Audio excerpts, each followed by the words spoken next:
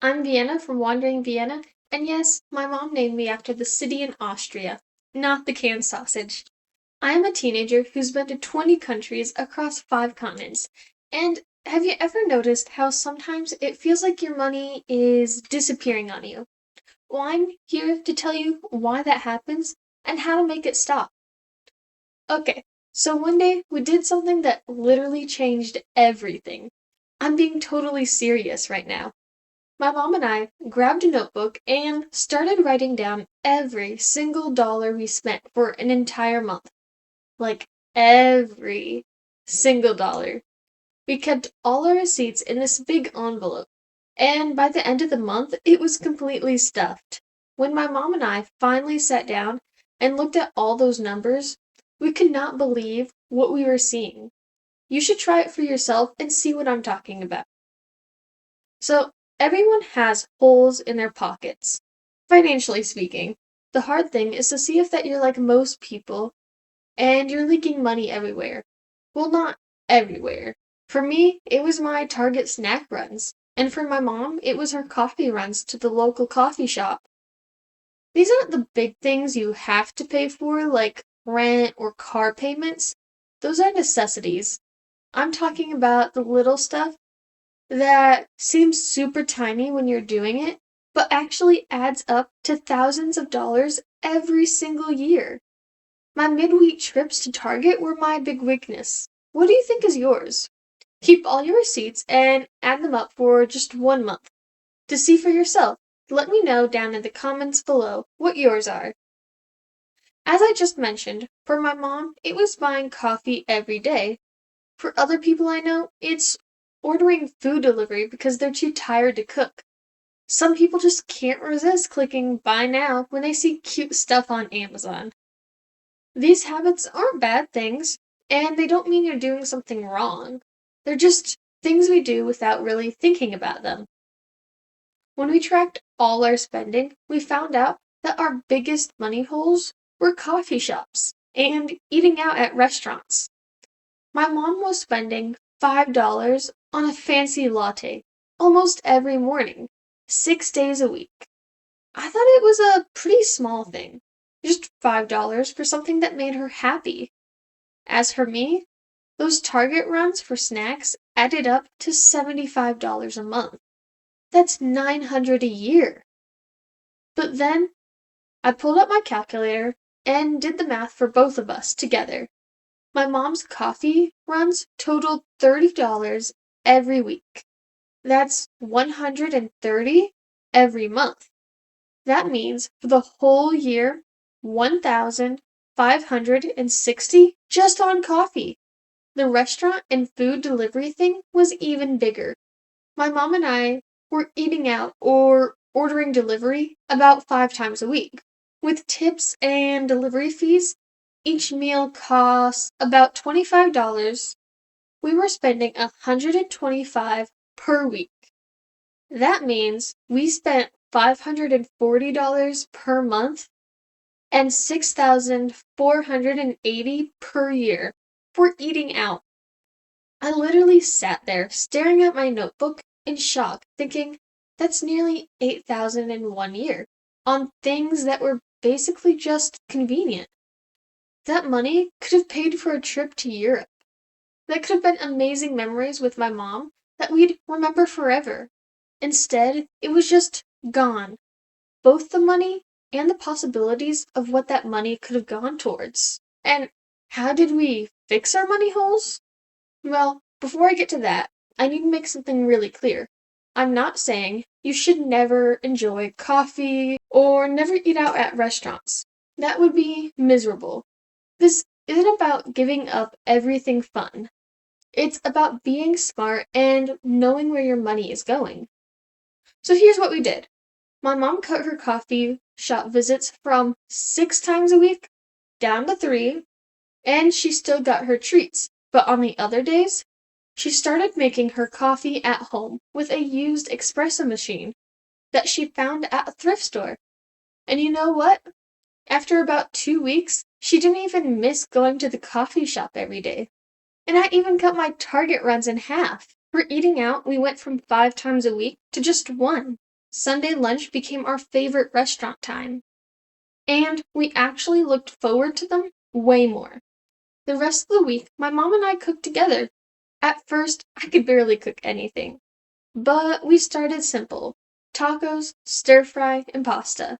I learned how to make my favorite black bean dip all by myself. The first time I made it alone, I was so proud. We tried new recipes from YouTube. Some were total disasters, but others were incredible. It was actually really fun, and we always ended up talking and hanging out. When we cook together, we talk about our day, listen to music, and spend quality time together. We became closer.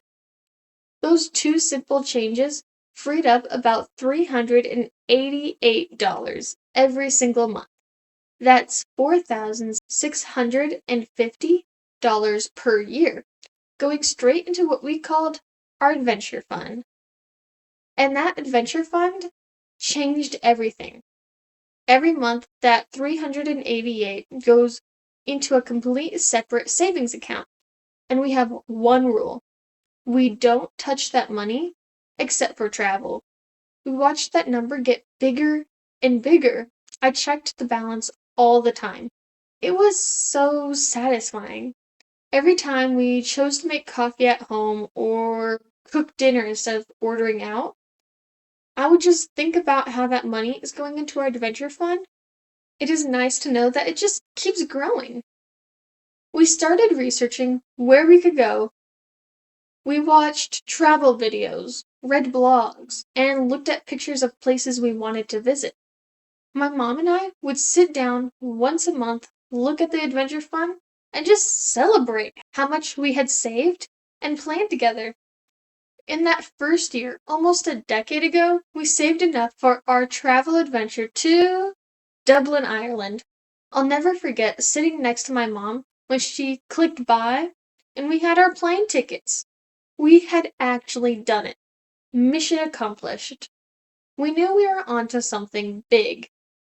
The trip was absolutely incredible. We saw amazing castles and ate so much food, and I enjoyed every bite so much more than just eating at home because we had planned and saved for it. That trip changed something in both of us. We realized we could actually do this. We weren't stuck. We weren't waiting for someday. We were making our dreams happen right then and there. And life gets better in unexpected ways.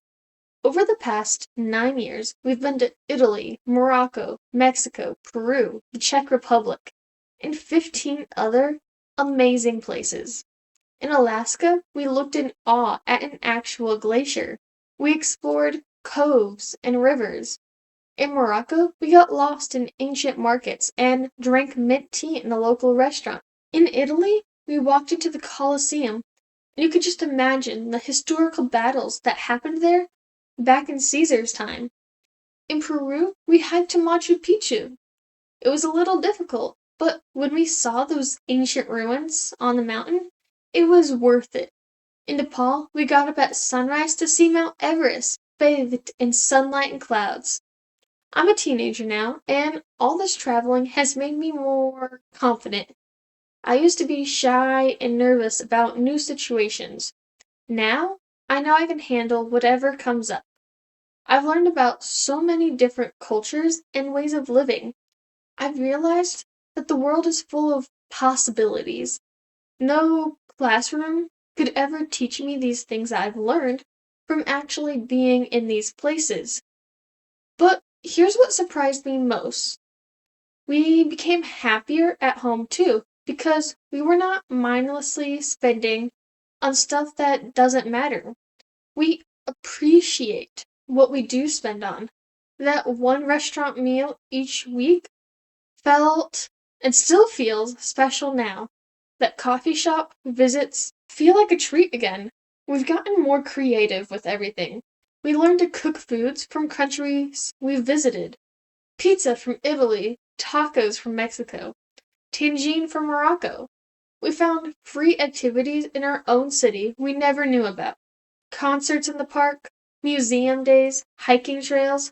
We slowed down and became much more intentional about everything. What are your money holes in your pockets? Where is money disappearing without actually making you happy or helping you get closer to your dreams?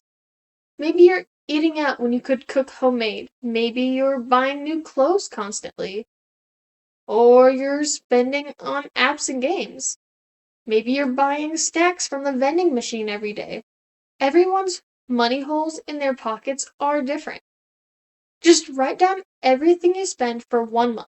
Carry a notebook or use your phone. Every time you spend money, write it down. Don't judge yourself. Just observe. Be a scientist and study your own spending habits. Then look at your numbers and ask yourself, what could this money become if I redirect it towards something I truly want? Add up the categories and calculate what those daily purchases add up to over a year. You might be shocked just like I was. Maybe you want to travel like us. Maybe you want to start a business, buy a car, pay for college without a loan. Maybe you want camera equipment. Whatever your big dream is, you have way more power than you think, and you can make it happen. My mom and I are planning our next adventure right now. We're hanging out in our wander window, thinking about our 10 countries we're going to see. They all look incredible.